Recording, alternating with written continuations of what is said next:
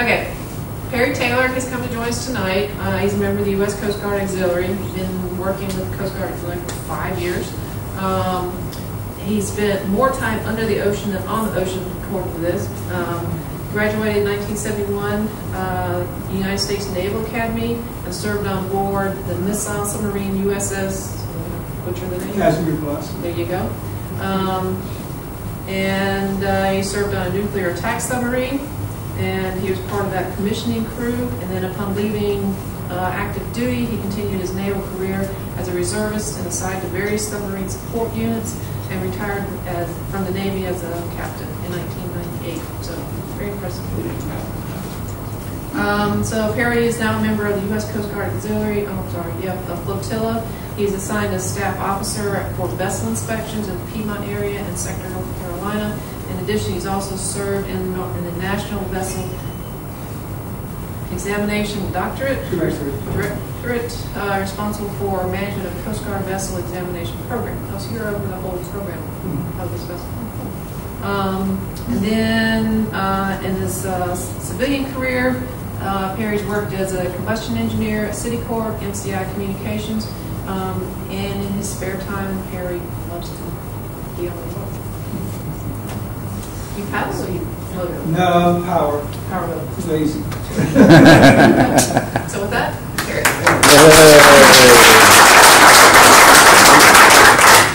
As Ingrid said, I used to be on a nuclear submarine, so I used to be 5'2" and had a full head of hair. But this is the effects of radiation, so it's not all bad. One of the things, I was here 4 years ago when you guys used to meet on Walnut Street, a place that had a wine bar. But I did remember you guys like giveaways, so I did bring some of these stickers. I think a lot of you have seen them, and I'll talk about them. I do have about 15 whistles, so how many people are here? And if anybody's just curious, I brought copies of the state and federal regulations. Get bored and want to do some reading, not while you're paddling, probably not the best use of your time. But, I've been with the Auxiliary for 5 years. Got interested because I took a boating safety class with the Auxiliary, liked what they had to say, and our flotilla primarily supports Jordan Lake, and that's where I do most of my boating, so I thought it was a better way to learn more about boating on Jordan Lake than to join. And I know you should talk about getting people to volunteer. Well, I was retired, and like anything, when you have time and they ask, and you keep saying yes, they keep asking for more. So that's how I found myself. I'm responsible for vessel examinations at the local level and at the national level. So I haven't learned to say no yet. I'm trying, or at least my wife's trying to help me learn how to say no. What I want to do is just talk to you a little bit about, first of all, what the Auxiliary does. Because you may see us out on Jordan Lake doing vessel safety checks. You may see us out patrolling on Jordan Lake. We also support Falls Lake, Gaston, and Carr Lake, and then some of the lakes out in the Burlington area. A little bit of what the Auxiliary does, a little bit about some of the programs. I have some of the boating statistics. In 2014, the recreational boating statistics just came out, and there's some interesting numbers in there. You know, a lot of it applies to power boats, but you'll see there's a trend, and unfortunately, it's not a very positive trend for paddlecraft in terms of accidents and, more importantly, fatalities. In fact, you probably all heard about the most recent incident up in New York on the Hudson River, where the daughter of Annie Lennox, I don't remember her name, but I know her mother's name, and her boyfriend, fiance were out on a tandem kayak, and kayak overturned. Neither of them were wearing a life jacket. She survived, but they haven't found her boyfriend yet. So statistics, and I was just going to talk about what are the requirements for paddlers, because a lot of folks think, well, I just go out there and that's it, I don't need anything. That's not true. There are some legal issues that you have to deal with to be a safe paddler. So just a little about the Auxiliary. The Auxiliary actually was formed in 1939. We're talking about the beginning of the war years, where the Coast Guard was asking for civilian volunteers to help patrol along the coast, because German U-boats were doing sinking of a lot of shipping. Then in 1941, Congress declared a Coast Guard Reserve, and those folks that were the volunteers then became the Coast Guard Auxiliary. So we actually start, counting our years from 1939, so we just had our 75th anniversary this past year. Just to give you a size, you know, we consider ourselves part of Team Coast Guard. We wear Coast Guard uniforms. When we're under orders by the Coast Guard. We make up, as the number says here, 35% of Team Coast Guard. So we play a major role in the Coast Guard. Coast Guard has 11 missions. The 12th mission they turned over completely to the Auxillary. And that mission is to promote and improve recreational boating safety. Coast Guard has said the Auxillary, that is your primary role out there. We want you to go out there and educate recreational boaters. You know, we do fishing boat examinations for the Coast Guard, but recreational boats are our primary focus. We also provide trained personnel to augment the Coast Guard in water, enhanced safety and security of our ports and waterways. The patrols that we do on Jordan Lake and all that, they're safety patrols, but we're also trying to provide a presence on the inland lakes. Out on the coast, you have auxiliaries on vessels that they volunteer doing patrols of harbors and all that, looking for possible threats or incidents. And then the last one is we support the Coast Guard in whatever else they think they need or have a requirement to fill that they don't have active duty people or reservists able to do that. And just to talk about the programs that we're involved in, I mentioned the safety patrols that we do. We get involved in search and rescue. We get called out locally if there's a drowning or a boater missing to assist. Primarily what we'll do is keep boats out of the area so that they can put divers in the water to do a search. We do vessel safety checks. We actually have a food services. We actually augment the active duty side, especially at the Coast Guard stations when they have galleys and they need additional people to help. So their folks can go on leave. We'll send auxiliaries who are trained as food service people. The interesting one here is language interpreters. All the language interpreters are from the auxiliary. We specialize in over 71 languages. If the Coast Guard has a need for a translator, there's a list of people that they can get in touch with to help them do that activity. The active duty side has no interpreters. They're all from the Coast Guard Auxillary. And in the area, we work with the high school seniors who are interested in going to the Coast Guard Academy. We have folks who specifically counsel them through the process, interview them, and then make a recommendation to the Coast Guard Academy as whether or not they feel they make a good, I'm going to call them midshipmen, but they're not called midshipmen. Don't know what they're called. We have some specific initiatives this year. One of them is to address the increased fatality rate in direct contact with the paddling community. As you'll see, I'll show you later on, from 2013 to 2014, of the deaths that are out there, 27% are from paddlers, whereas the prior year only 21%. So we're starting to see an increase in paddlers having problems out on the water, not being ready to handle them. We also supplement, our current programs, trying to get the word out. We put brochures out in various locations. I was at your demo day. We had a table set up, brochures and whatnot to help you. And then lastly, our focus is on those new paddlers, people who go out, come out of here, buy a kayak, just like a power boater. You can buy a boat, put it in the water the next day. I don't have a clue what you're doing out there, but you can do it. Can't drive a car, but you can get a power boat out there. As we say, anybody go in and buy a paddle boat, take it out on the water. I have no clue as what's required. Just go out there, totally unprepared. And they can be fun, but there's an inherent risk with any activity on the water. So our approach is we try and reach the paddlers or the power boaters through vessel examinations. We visit the dealerships. When this REI first opened, they invited me out here to talk to their salespeople because a lot of them weren't familiar with paddle craft. And I talked to them about the safety equipment required to have by law, and then the other things that are recommended. And we use it kind of as an opportunity for them to, I hate to say this, but upsell somebody who comes in to buy a kayak. Did you know you need a whistle? Well, by the way, we have whistles here we can sell you.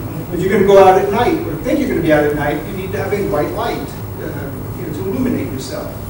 So that's one of the ways we did it. Public affairs events, talking to groups like yourself.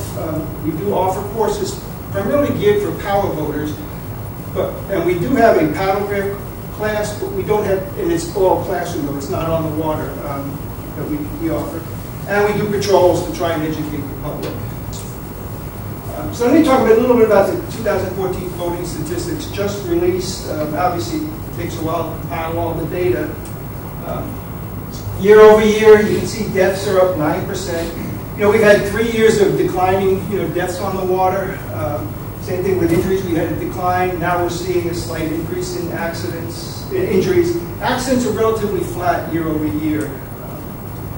So just some of the things about the statistics, what they show. Of all the fatal boating accidents, 78% of them were drowning victims. The other 22% were, folks who, a traumatic, a heart attack, hypothermia, injury on the boat, they fell and hit their head, something like that. So they weren't necessarily drowning victims.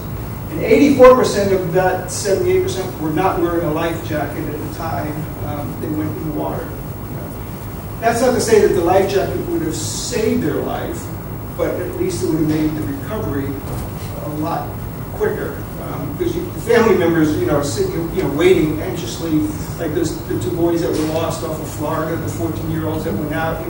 Their parents are just trying to get some closure on this, and today they still don't have that.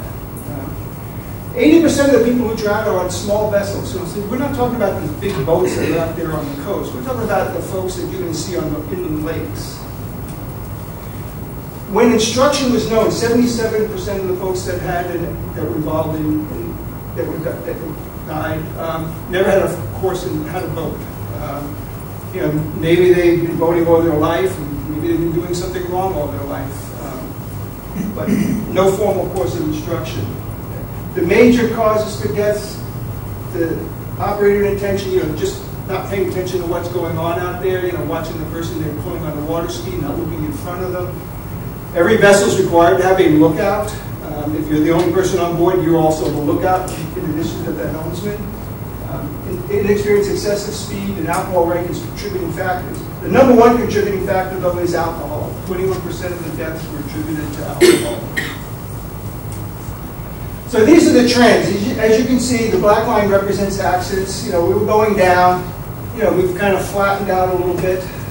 Injuries. You can see the slight uptick after several years of kind of a steady decline, and deaths had a little bit of a decline down there, and just now a slight uptick in the number of deaths.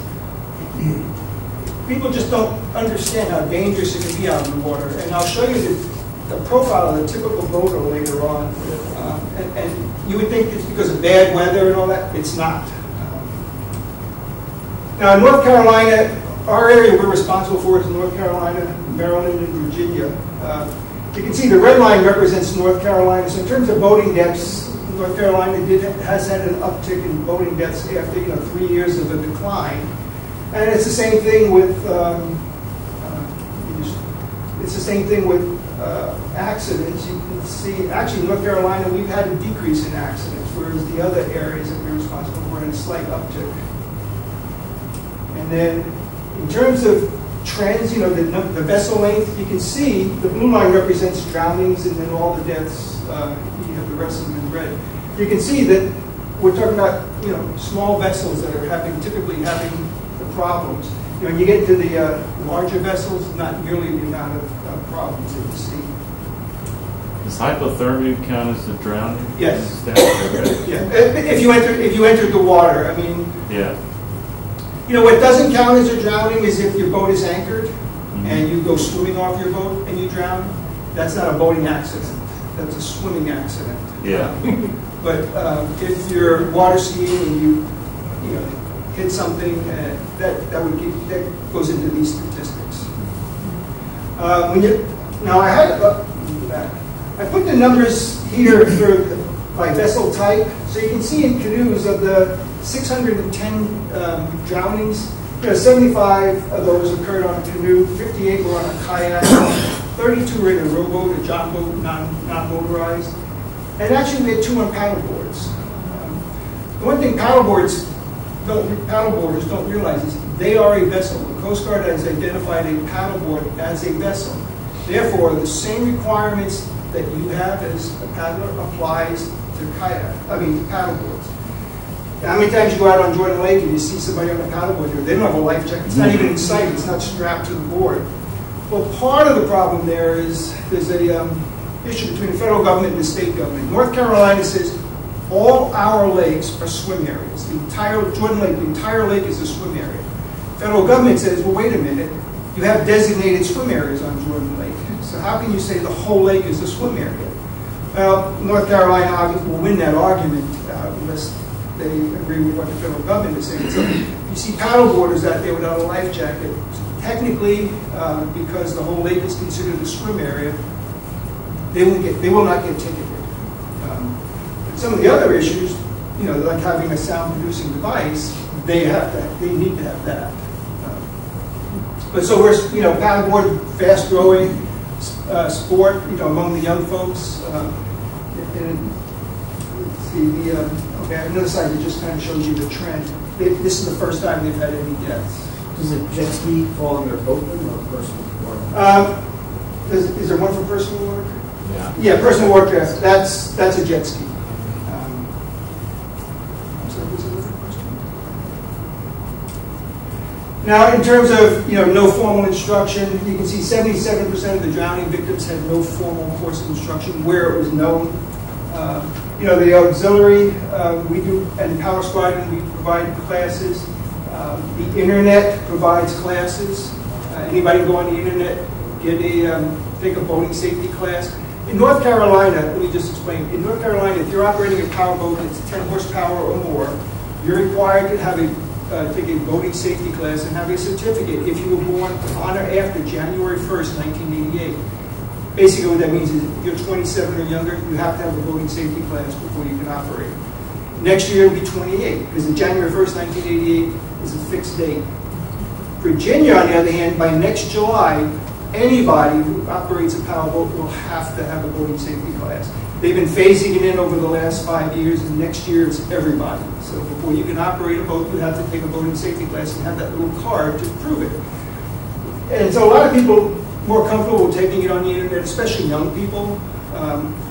Most of the time, it does cost you. They'll tell you the course is free, and it is, until you get to the end where you want that certificate or that little card. Then they want $25.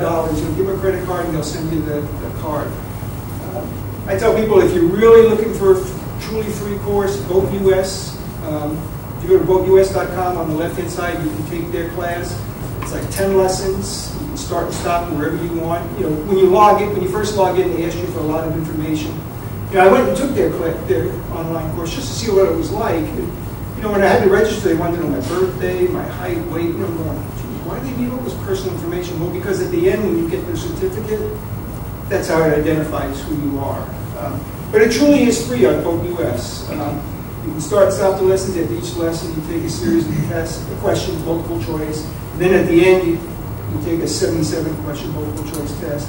And if you pass it, the next screen pops up with your certificate. You can just print it out. So it truly is free.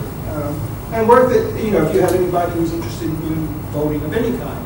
Now, there's a lot of stuff you'll never see on the lakes here, like nav aids and all that, when you have to know, because you're getting a certificate that pretty much is accepted anywhere in the U.S.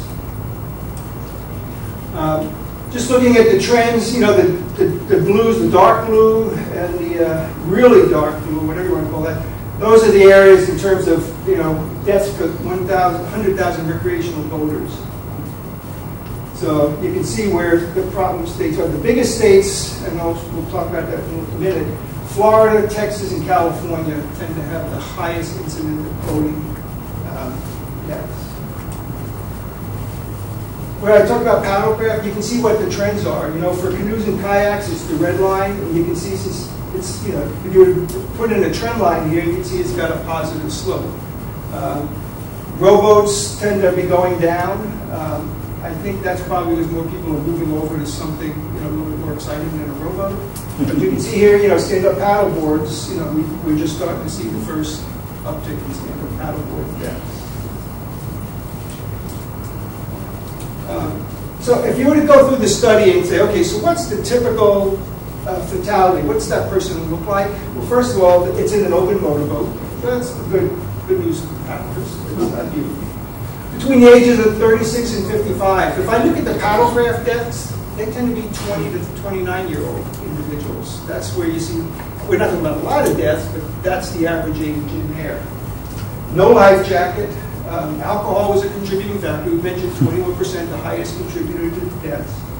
June and July, the busiest months, which you would make sense. On Saturday between 2:30 and 4:30. You know, it's the afternoon. You know, you had a few beers, and now you feel a little bit more risky. You know, willing to take more chances out there.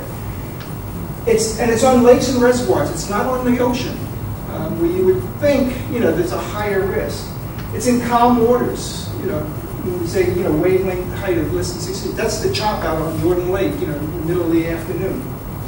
Water temperatures in the mid-70s, so hypothermia is a little less of an issue. Visibility is good, so there's no reason, you know, that you're running over somebody. And the vessel length is 16 feet or less, small vessels. So if you were to try and say what's the profile of the typical, you know, fatality, that's what the individual would look like. Sounds like a jet ski. That's a good point. You know, Yeah. it certainly fits the vessel, the length. And the visibility is good, but what are jet skis doing? They're looking around, you know. And, you know, the incident that happened with two Duke football players, you know, they were out in one of the lakes out in the western part, and one guy was riding up, the guy came up behind him, wasn't paying attention, just rode right over him. Wasn't looking. So let's talk a little bit about the safety requirements. The two documents you need to be familiar with, and this goes for paddlers too, are the federal regulations and the North Carolina State Operator's Guide. As a member of the Auxiliary and the Power Squadron, we have people who are trained to do vessel examinations. They're complimentary safety checks to make sure you know what you have. They're not law enforcement. We don't issue tickets. We just want to make sure you understand what you're supposed to have, and hopefully that will save you from getting a ticket if you get stopped by wildlife out in the water. And they can stop a paddler also. I mean, because there are certain requirements you have to meet. We try and caution them if they're missing a major piece of equipment that if you go out, wildlife stops you, it's a pretty hefty fine. The biggest thing we see, people go out there and the child, if you're under the age of 13, the child has to wear a life jacket anytime you're underway. North Carolina says if you're anchored, the child can take off the life jacket. Virginia, anchoring isn't included in that. The child has to keep going, only if you're tied to the dock or beached, if you will. But what wildlife will do is they'll sit there on the dock watching, the power boaters come up to the dock, and man, that kid wants to get that life jacket off. So even before the first line's over, he's got that jacket off. Well, that's going to cost the dad, $80 for not wearing a life jacket plus $180 for the port costs. So that's an expensive lesson, because the child was just anxious to take that life jacket off. Required. All vessels, and again, this includes paddle boards, are required to have some sound-producing device. The simplest way to do that is have a whistle tied to your life jacket. Now, the requirement is one per vessel. However, if you get up in the water and it's tied to your kayak or canoe, and your canoe goes that way and you're drifting this way, but you don't have that whistle near you.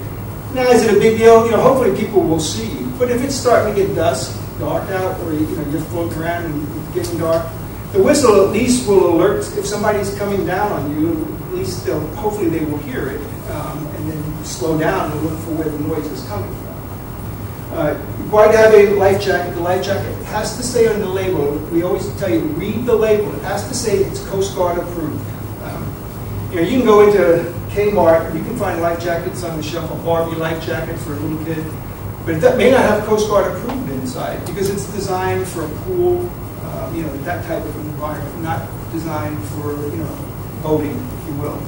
So always read the label. It tells you what the chest size is for. Now for children, they come in 3 different sizes: infant, child, and youth, and they're based on weight. So make sure you have a jacket that fits the child properly.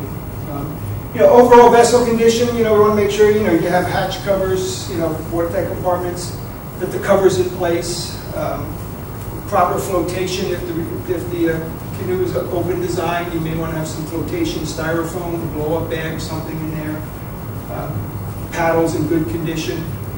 So just, we want to make sure that the vessel itself, it has hull integrity. Navigation lights. If you're just paddling out during the day, you don't need to have lights. If you're going to be out at night, you need to be able to produce a white light. The easiest way to do that is to have a flashlight and just to be able to illuminate yourself. You're not going to paddle around with it on if it's just a flashlight. But if you hear a boat coming, you want to be able to turn that light on and illuminate yourself. Don't shine it in his eyes and he's bearing down on you, because that's going to cause a problem with him. But you need to be able to produce light. Now, I tell people, I never go out at night. Well, suppose you're out there in the afternoon, the storm comes up, you take shelter, under the bridge or, someplace.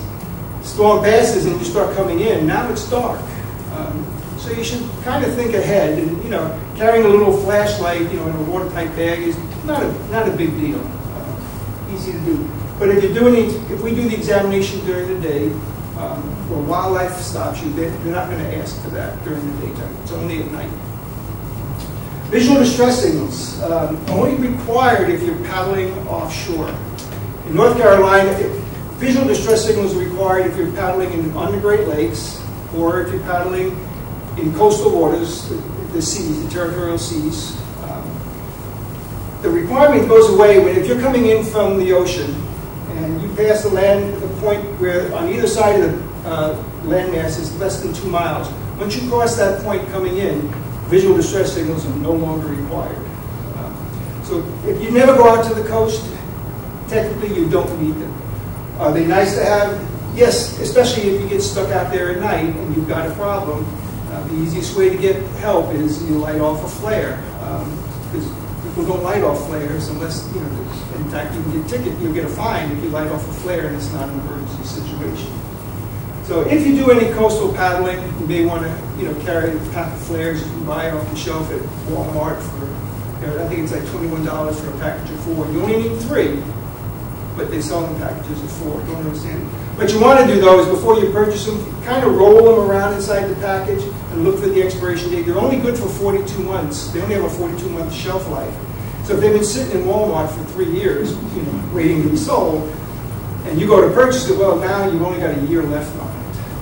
But again, not required. Nice to have if you're going to be paddling out of the coast. In fact, required to have if you're going to be paddling out of the coast. Any state and local requirements in North Carolina, there's nothing unique for paddle craft.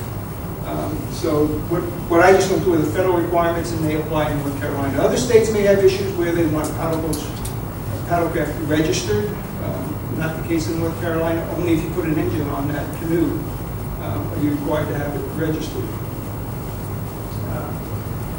So not a lot of requirements.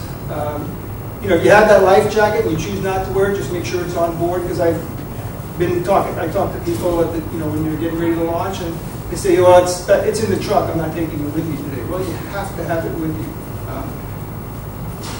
On the visual distress signals, so you mentioned flares. Oh. There's also smoke, but sometimes... Smoke is only a daytime. Right. Smoke only counts for the daytime. So if you have smoke, then you're going to need if you're out on the coast, then you're going to need to have a nighttime signal, which would be flares, or it could be an automatic flashing SOS light. When that, not you sitting there with a flashlight going dot, dot, dot. It needs to be flashing automatically SOS. The other daytime signal is a 3x3 foot orange flag with a black square and an orange and a black circle. So if you just drape that over your kayak or hold it up, so many people know that that's a visual distress signal.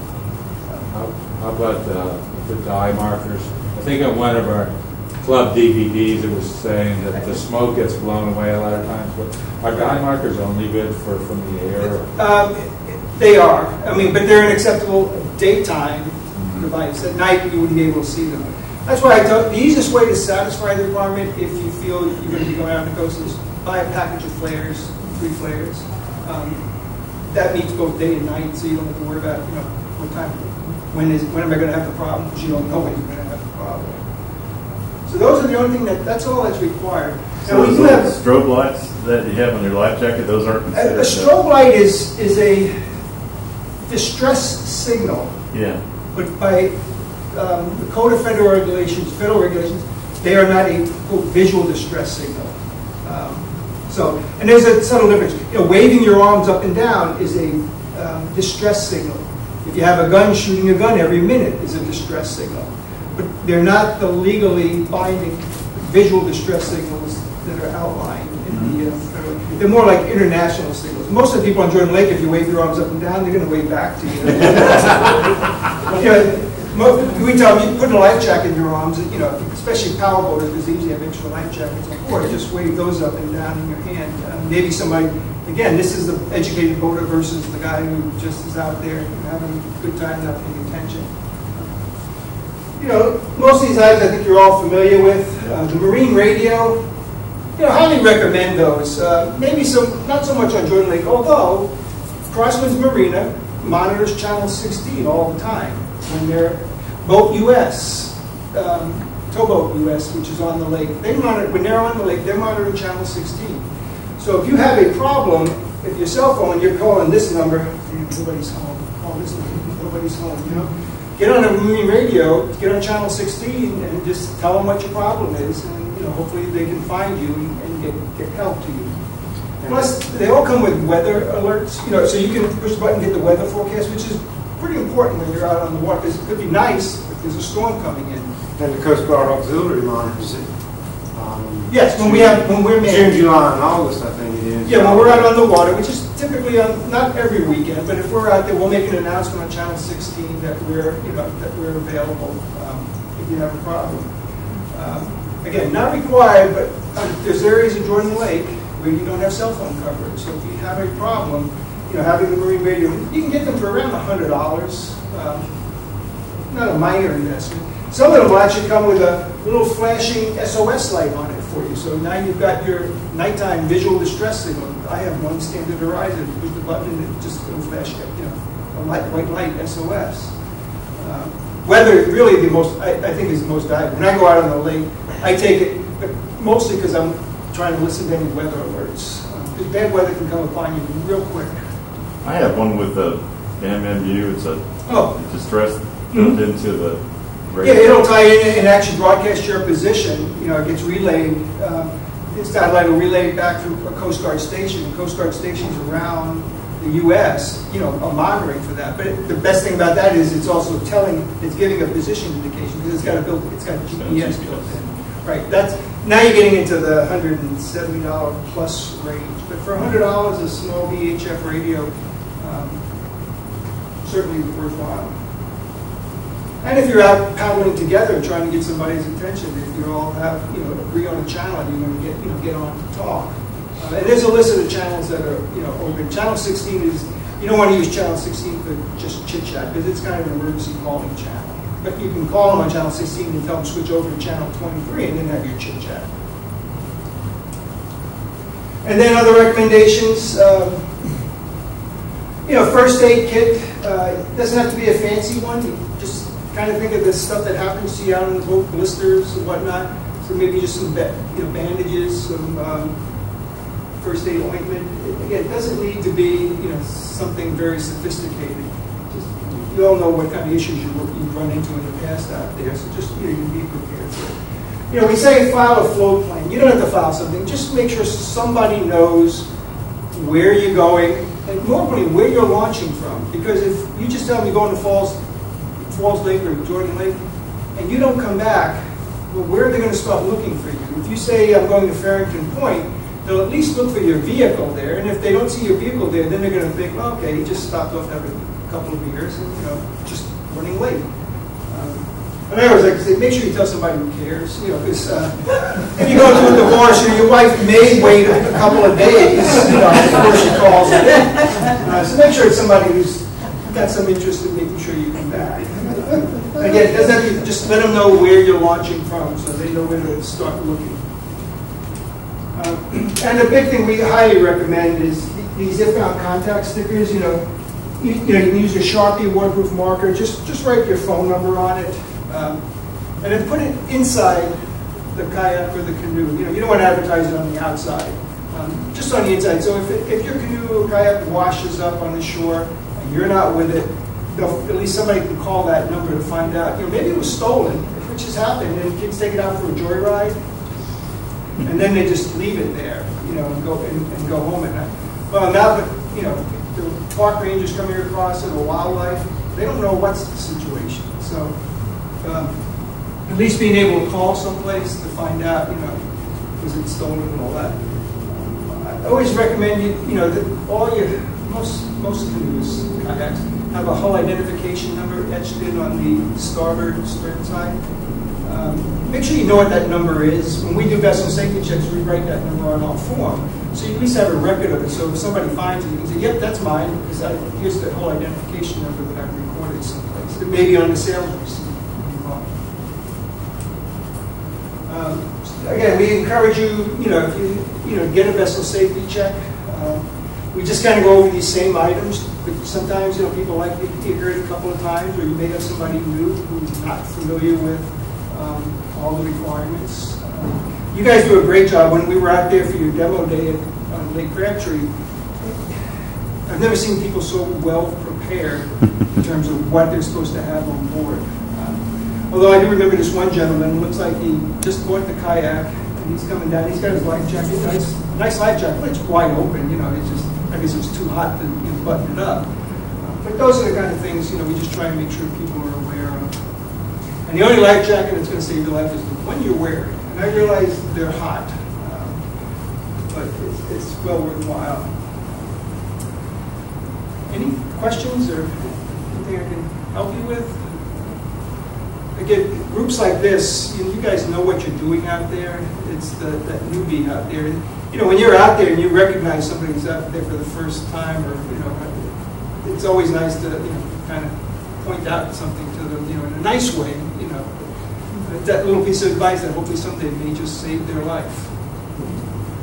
You have a website that has this? If you go to cgaux.org, that's the auxiliary website. We actually have if you go into the different, across the top banner, there's a thing called directorates. If you pull that top banner down, you go to the directorate, vessel examination. We have several tools out there.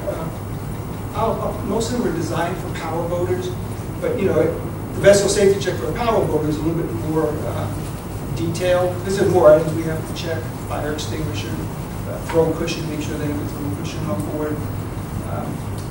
And there's actually, step by step, for each of the items that's required, a little description of what it is that satisfies the requirement. We have public education sites out there, training sites that do have a lot of good information, paddlecraft presentations.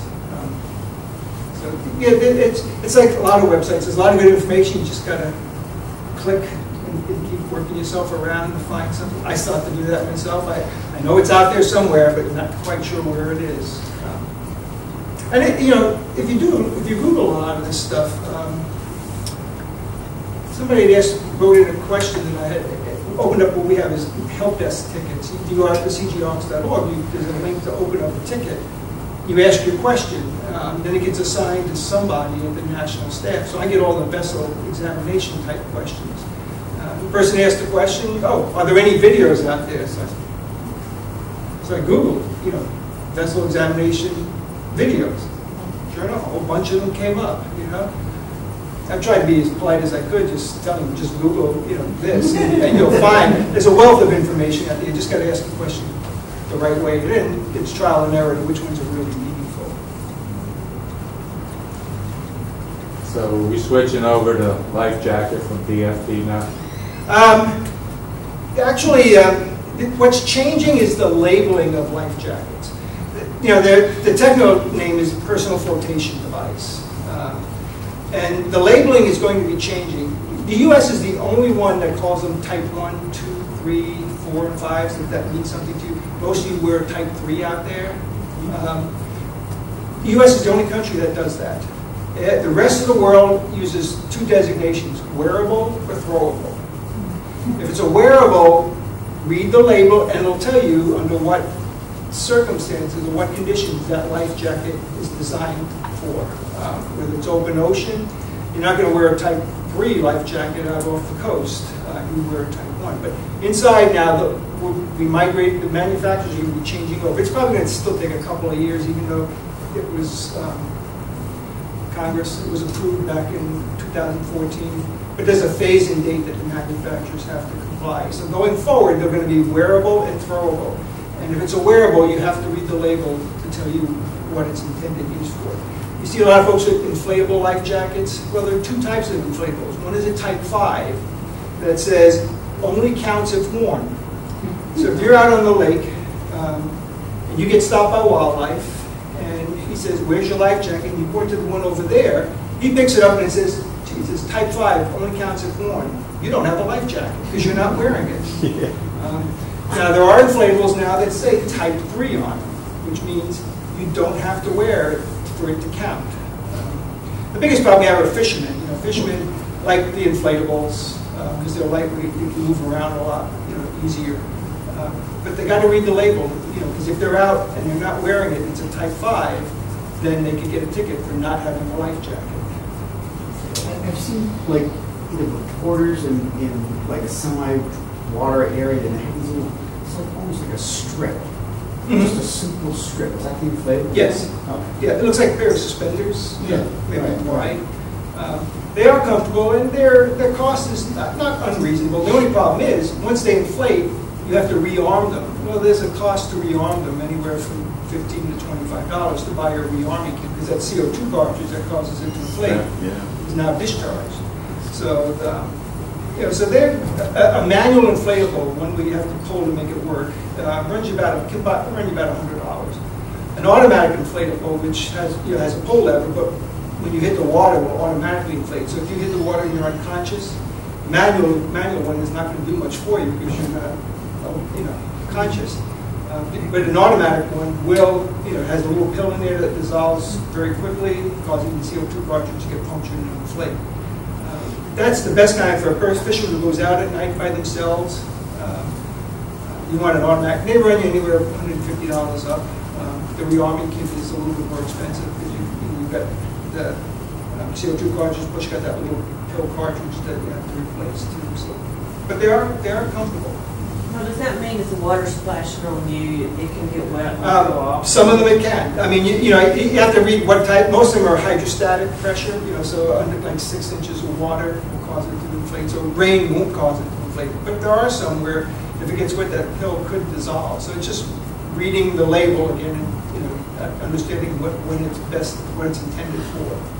Now, inflatables cannot be worn by water skiers or people on PWCs. They have to wear the typical type 3, if you will. I was, the first time I had my kayak out, I was in Beaver Dam Lake, and I rescued 2 canoes, and they were tipped over. None of them were wearing life jackets, and some of them were getting tired, and their life jacket was only about 8 feet away. First thing you tell people, when I do a lot of the lakes around here that have boat rental facilities, and the first thing I tell the person to stand up. Try and stand up. Because that's not what they're thinking. They go in the water and they're panicking. And a lot of the lakes like Bond Park and that, where a lot of paddlers who are near the shoreline. Try and stand up first. Oh, wow, okay. This is but that's not the first thing that comes to mind when you go in the water unexpectedly and you don't have your life jacket on. I was telling these folks over here that my wife and I were out on Jordan Lake last year, a little sea story. It was a weekday, and I saw something out. We were just off near Vista Point. Saw this orange object in the water. I told my wife to drive over it. She was driving the boat. And it turned out it was a gentleman, he must have been in his mid-40s, and his mother, who was 73. Well, their canoe had capsized. It was a very windy day out there, so that part of the lake off Vista Point gets very choppy. And they were hanging on to it. He was trying to pull her and the canoe ashore, but the wind just kept pushing him back. So we brought him on board, and he couldn't turn his canoe over because he had an outboard attached to it with a battery. The battery was wedged under the seat, which just made it awfully heavy. So we got his mother on board, and I gave him a life jacket. We both went back in the water, and we finally got it right and bailed it out enough so I put a line on it and tow them back to where they launched from. But they weren't wearing their life jackets, and they were in the water about 45 minutes. Hypothermia wasn't an issue, just getting tired was the issue. Because once the canoe turned over, the life jackets, their lunch, everything went in one direction. It just wasn't available to them. First of all, why they were in that part of the lake when it was so choppy, to me it didn't make sense. When you launch from, they had launched from Seaport, just go under the bridge there. It's the Route 1008 bridge. Take you over to the area where Crosswinds Marina is much more protected from the wind. But again, I don't think he was that familiar with the lake. Certainly wasn't paying much attention, concern for his mother. Maybe he was looking for an inheritance. I don't know. But there was no way he should have not had her in a life jacket. This boat, it was dead calm, and one of them tipped over, and the second canoe tipped over trying to rescue the first one. And the life jackets were right there, and I guess they were just too distraught or something. They couldn't, they could have just reached and grabbed their life jacket, and they did. Yeah, again, it's not the first thing you think about or standing up. It's just you get nervous, panic. So you're hanging on to trying to hang on to the kayak to keep yourself afloat. So. Any other questions? Well, thank you very much for having me. Hopefully, got something out of this. I hit something. Again, paddlecraft, just like powerboats, they're dangerous. Different types of issues. But, have that life jacket.